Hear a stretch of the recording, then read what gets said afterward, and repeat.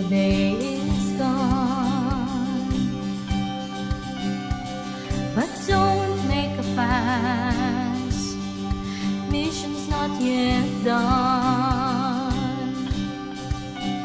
Here comes a brand new day, lots of happiness.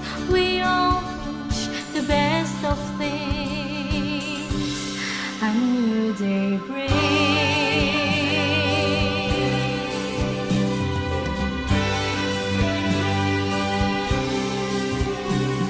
Our God is good and knows what future holds. He will not leave us nor forsake us all. His love and mercy save our souls.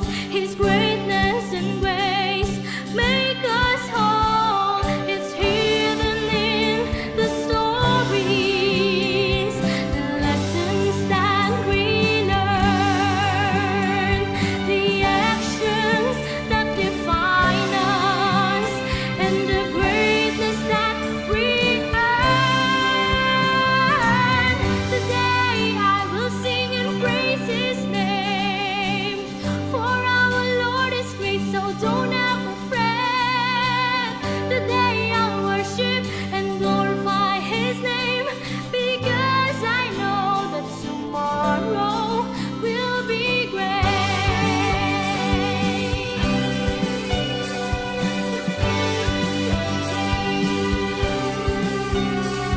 Our God is good and knows what future holds. He will not leave us nor forsake us all. His love and mercy save our souls. His greatness and grace make us whole. It's hidden in the stories, the lessons that we learn, the actions that define us, and the greatness that we earn. Today I will sing and praise His name, for our Lord is great, so don't ever fret. Today I'll worship and glorify His name, because I know that tomorrow will be great.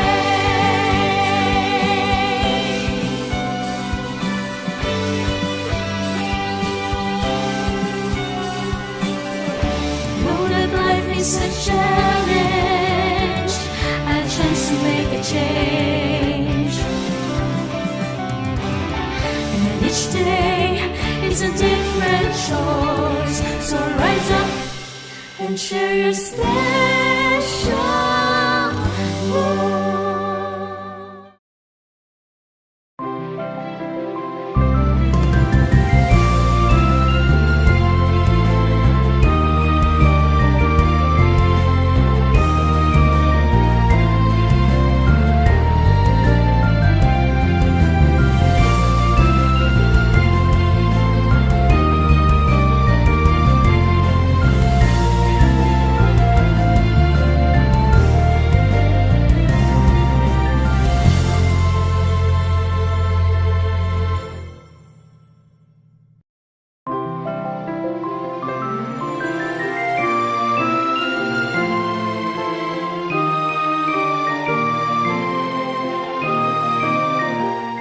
Magandang gabi sa aming mga viewers.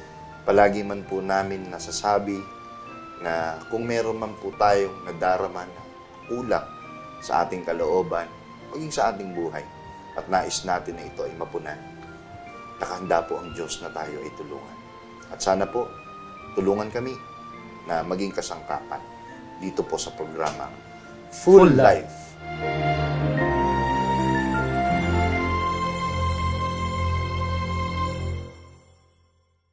Good evening and welcome sa inyo. Lagi po namin hinihiling sa Panginoon na marami pa ang maabot ng programang Full Life.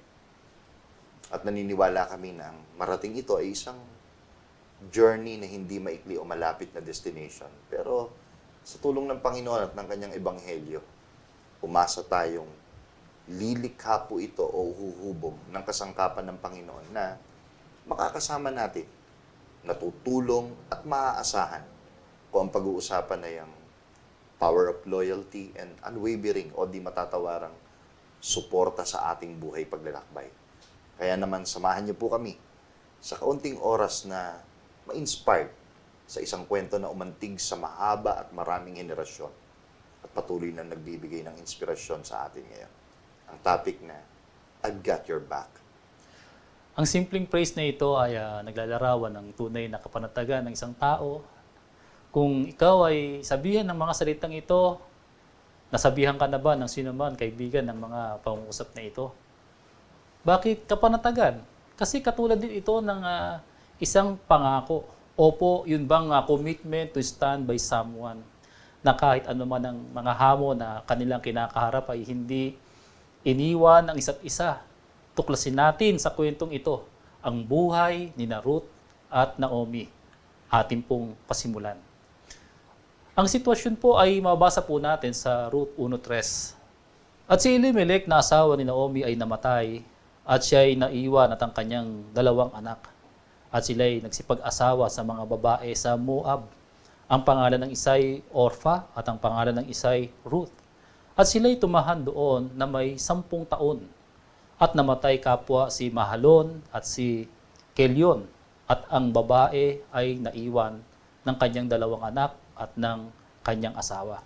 At dito nagsimula ang lahat, Brother Amadeo, tungkol sa naging buhay ni Ruth. Naulila sa asawa at 2 anak, nawala na ang katuwang sa buhay na si Elimelech. Kasabay pa ni Mahalon at ni Kelion na kanyang 2 anak. Pero ayon sa tala, ay nakapag-asawa ang 2 niyang anak at yun ang naiwan na kasama niya sa buhay, si Orpha at si Ruth. Very tough and heartbreaking situation. Sa kahit sino naman siguro makakaranas ng ganitong kalagayan, Brother Amadeo, gaya ni Naomi, talagang napakahirap. Dahil bukod sa pagkamatay ng asawa, ayon sa tala, sa Ruth chapter 1, verse 1 and 2, nang ang Israel ay pinamumunuan pa ng mga hukom, nagkaroon ng tagutom sa buong bayan. So, doble-doble talaga to. Kaya't ang mag-asawang Elimelech at Naomi ng mga taga Bethlehem, Huda, ay pansamantala munang nanirahan sa Moab, kasama ang kanilang mga anak, sina Malon at Kelion. Ang pamilyang ito ay mula sa angkan ng Efrata.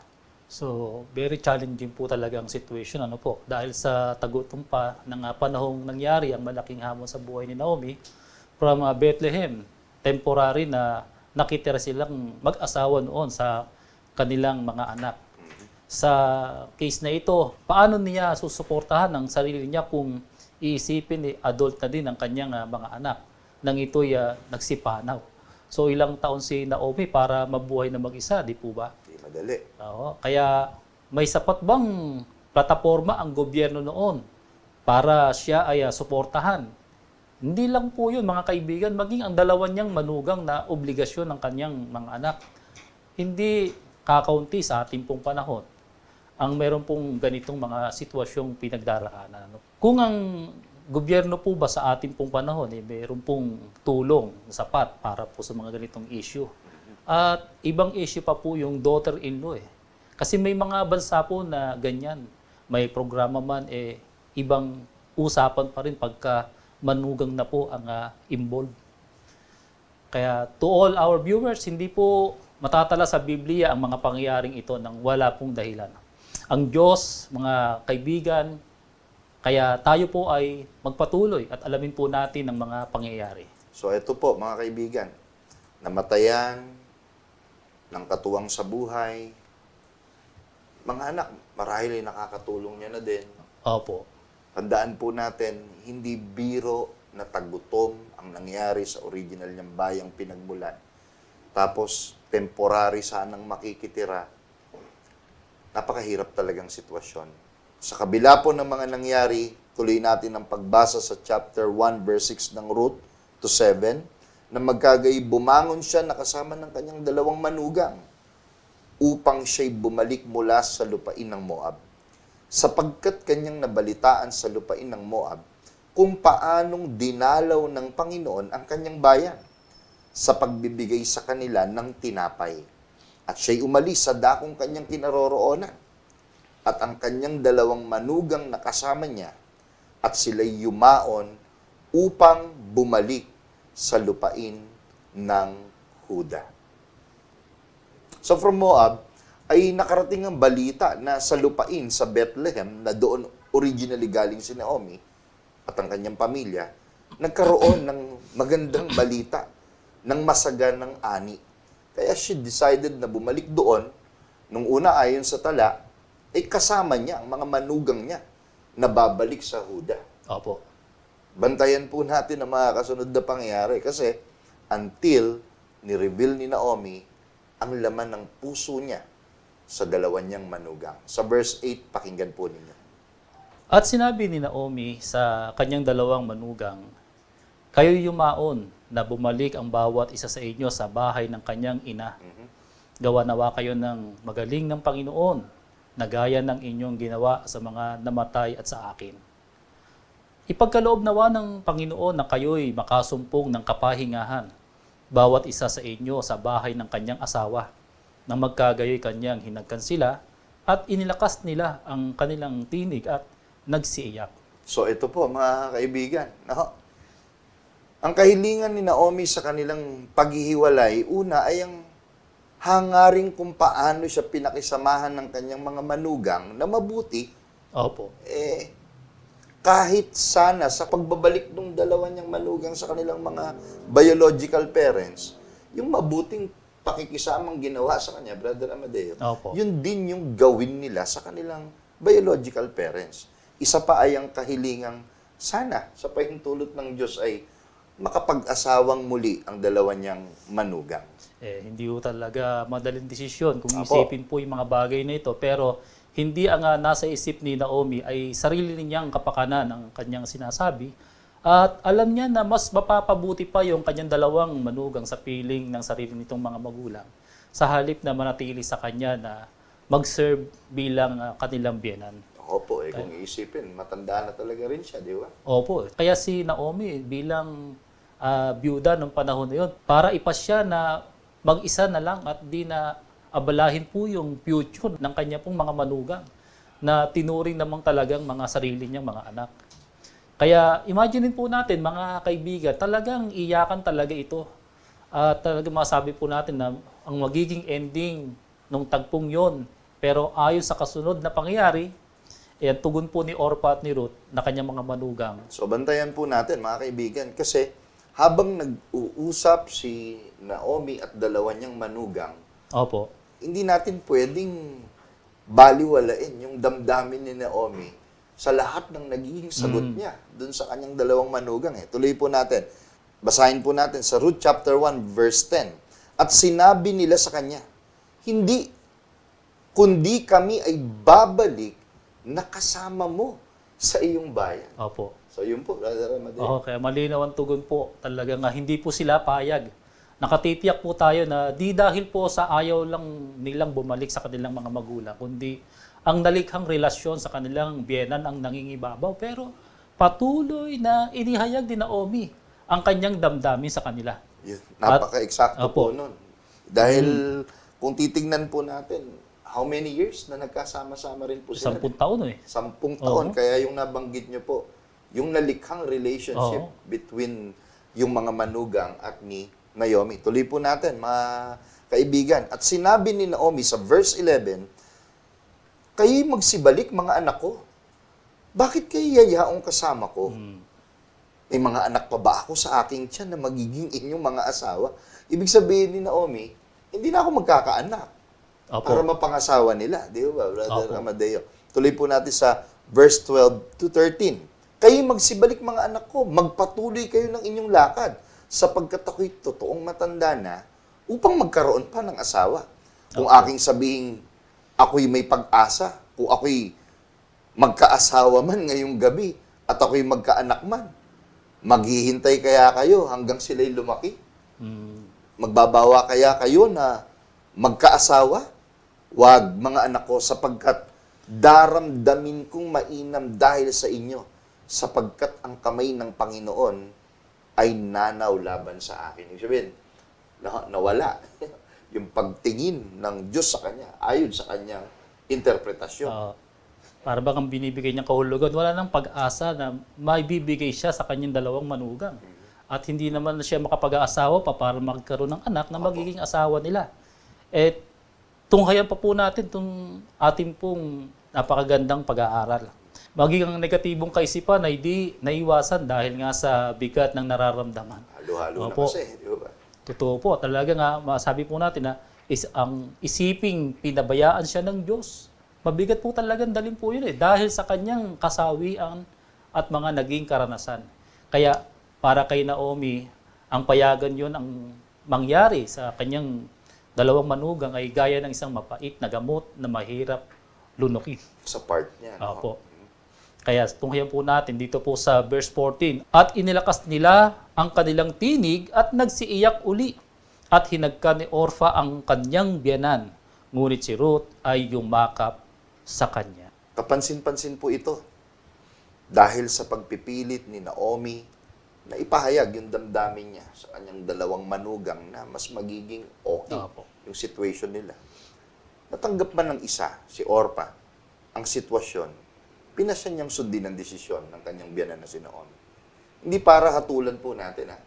Kasi ang kanyang pagpapasyang iwanan ng biyanan, parang mas less loyal siya kay Naomi kung ikukumpara kay Ruth.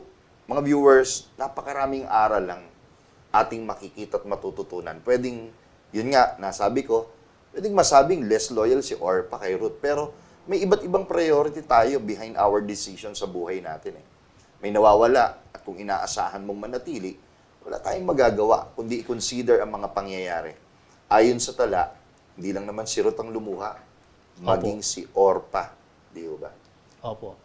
Kaya kailangan din nating tanggapin ang anumang pong kapasyahan ng iba. Pwedeng isipin na naghahalo ang emosyon ni Naomi at ng kanyang mga manugang.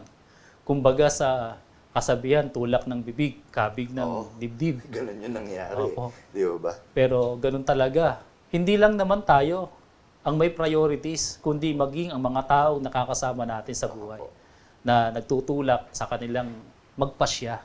Kaya after all past decision, sabi ni Naomi, Basahin ko po sa Ruth chapter 1 verse 15. At sinabi niya, narito ang iyong hipag. Ay bumalik na sa kanyang bayan at sa kanyang Diyos. Bumalik kang sumunod sa iyong hipag.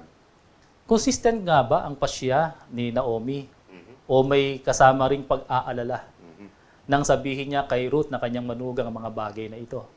Sa ganitong sitwasyon ng buhay, mga kaibigan, mas mabuting isipin at tanggapin nating nasa kontrol ng Diyos ang lahat. Amen. At huwag isipin ang sino mang pinagdaraanan ay mananatili na lamang sa gayong kalagayan, di ba? Di ba nga sabi sa verse 13, naisip nga niya, dahil sa sakit ay tila pinabayaan siya ng Diyos. Sa ibang version po ng talata pong ito, sa Contemporary English Version, ang nakasulat po doon, because the Lord has turned against me. So hindi talaga may iwasan yung ganong naramdaman ni Naomi. Dinaranas man natin ang ganitong kalagayan, nakakapag-isip man tayo ng lagpas sa dapat nating isipin. There are people in our lives who come and go. Opo. The reason? Para makapag-reflect din tayo sa sarili natin. May reason kung bakit dumating at may reason din kung bakit nawawala at kung bakit temporary lang ang kanilang naging presence sa buhay natin. Tandaan po natin, mga kaibigan, kakasangkapan ang Diyos ng tutulong sa atin para unti-unti po tayong makabangon sa ating pong mga pinagdaraanan o sitwasyon sa ating pong buhay. At isa ito sa pinakamabuting solusyon. Opo. Gaya ng topic natin. Ino-offer talaga ng Panginoon ngayon ito sa atin. Mga kaibigan, pakinggan niyo po sa Ruth chapter 1 verse 16 ang solusyon sa ganitong kalagayan na posibleng pinagdaraanan at pagdaraanan ng marami sa atin. At sinabi ni Ruth, huwag mong ipamanhik na kita'y iwan at bumalik na humiwalay sa iyo. Sapagkat kung saan ka pumaroon ay paroroon ako. At kung saan ka tumigil ay titigil ako. Ang iyong bayan ay magiging aking bayan at ang iyong Diyos ay aking Diyos. kung saan ka mamatay, ay mamamatay ako at doon ako ililibing. Hatulan ako ng Panginoon at lalo na, maliban ang kamatayan ang maghiwalay sa iyo at sa akin. At nang makita ni Naomi na mapilit ng pagsama sa kanya, ay tumigil ng pagsasalita sa kanya. Kaya kahit po pinili po ni Orpha, isa sa mga manugang ni Naomi, na ang kanyang pasya po ay di na manatili sa piling ni Naomi at bumalik na sa talagang kanyang bayan, kahanga-hanga naman ang naging pagpapasya na ginawa po ni Ruth. Opo. Napaka-rangal na kapasyahan po ito, mga kaibigan. Higit pa sa commitment ng ordinaryong magkaibigan. Opo. Kaya talaga masabi po natin, ganito ang damdaming nalikha at pinahayag ni Ruth kay Naomi. Hindi karaniwang pahayag po ito, mga minamahal naming mga kaibigan. Masabi po natin sa programang ito na ang kanyang mga salita ay pawang may lakip o may kasamang pananampalataya. Kaya sinasalita niya ito ng buong damdamin at buong puso sa kanyang biyenan. At ang pagsama ni Ruth kay Naomi ay hindi lamang po magpapalit ng lilipatan kundi ito po ay lilikha ng malalim na ugnayan nila bilang magbiyenan. Sapagkat ang mga pahayag na ito ni Ruth, unang-una sa kanya pong sinabi, kung saan pupunta ka, doon din ako pupunta. Sinasabi po ni Ruth sa mga salita pong ito, no matter what, I've got your back. Kasi talagang hindi niya iiwan ang kanyang biyenan. Kaya nasabi niyo po niya ang mga bagay na yaon. Pangalawa po, sa bagay na mahalaga sa kanyang mga sinabi, kung saan ka titira, doon na rin ako titira. I've got your back. Talagang masabi po natin na meron siyang sariling tahanan, may sarili siyang bayan, pero hindi yon ang kanyang napili, kundi kung saan pupunta yung kanyang biyenan, doon din po siya pupunta at doon siya titira. Pangatlo po sa mga sinabi po ni Ruth sa kanya pong biyenan, kung ano ang bayan mo, yun na rin ang bayan ko. Higit sa lahat, sa kanyang mga sinabi, ang iyong Diyos ay aking Diyos. Mga viewers, kapansin-pansin itong pang-apat. Kung saan ka pupunta, doon ako pupunta. Kung saan ka titira, doon ako titira. Kung ano bayan Opo. mo, yun na rin ang bayan ko. Pero, itong pang-apat na kung sino Diyos mo, yun na rin ang Diyos ko. Mga kaibigan, napakahalaga po nito.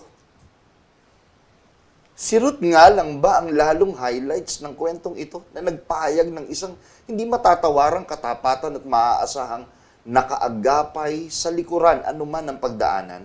Essentially po, o napaka-importanting ating maunawaan. Inuulit ko, si Ruth nga lang ba ang masasabi nating nakapagpahayag ng damdamin o mensahe kay Naomi na sabihin niyang kung saan ka pupunta, titira, at kung anong bayan mo, bayan ko din. Ibig sabihin, Brother Amadeo, nang sabihin ni Ruth kay Naomi kung ano yung bayan mo, yun na rin ang bayan ko.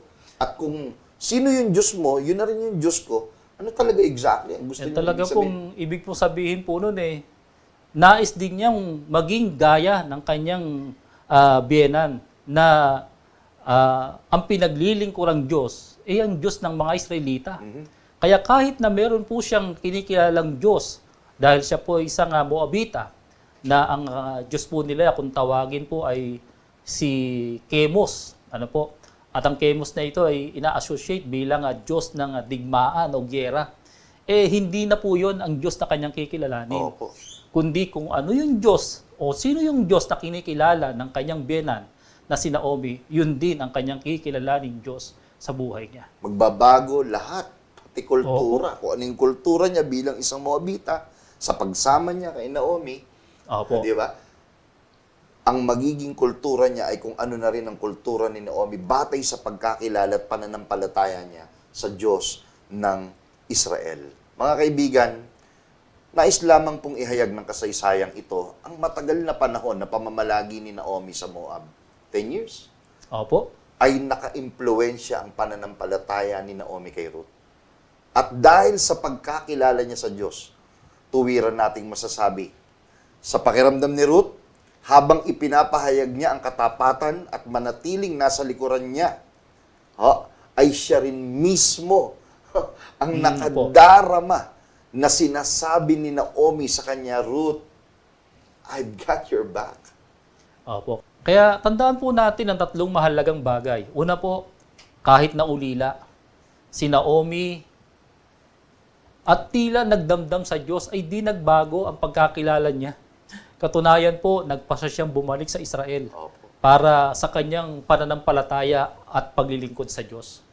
At doon po niya ipagpapatuloy ang kanyang pamumuhay bilang isang lingkod ng ating Panginoong Kasi kung Diyos. 10 taon na malagi siya sa Moab, Opo. tapos kasabay na na-experience, dinala siya ng tagutom Dinala siya ng hindi inaasahang sitwasyon at patong-patong na problema. Pero at the end of the day, di ba, ginaid siya ng faith niya. Dahil yung desisyong bumalik sa Israel ay hindi lang dahil sa nabalitaang masaganang ani. Ang makikita nating maliwanag na dahilan para kay Naomi, kahit siya'y naulila, ay ang kapasyahang bumalik sa kanyang tunay na paraan na paglilingkod. At yun po yung nakita ni Ruth sa kanya. Pangalawa po, kahit na kompromiso.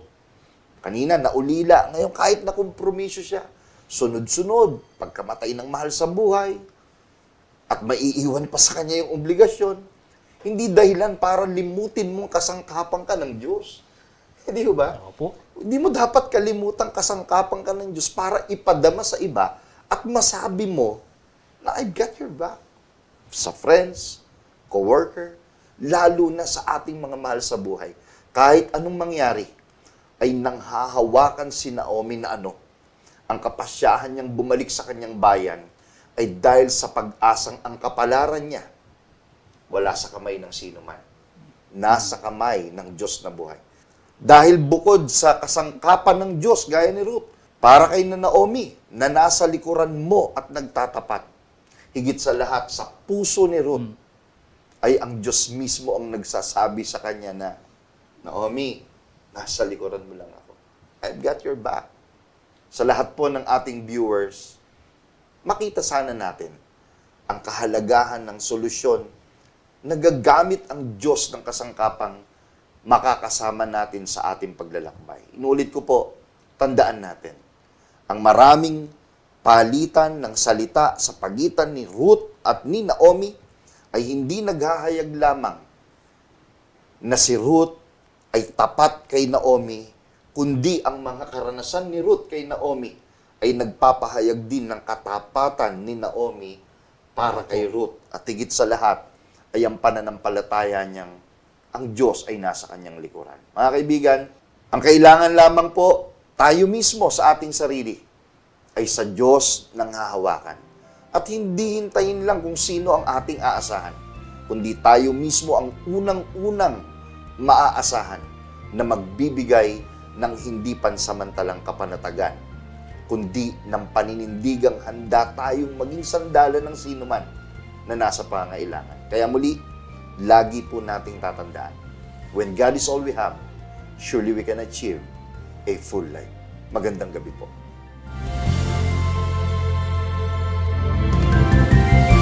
Maraming salamat po sa inyong pagtangkilik sa palatuntunang ito ng Kabanal-Banalang Iglesia ng Diyos kay Kristo Jesus.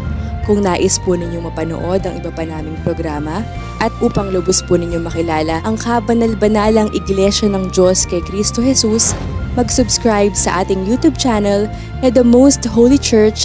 Bisitahin ang aming Facebook page na MHC Media. At bisitahin ang ating official website na www.mostholychurch.com.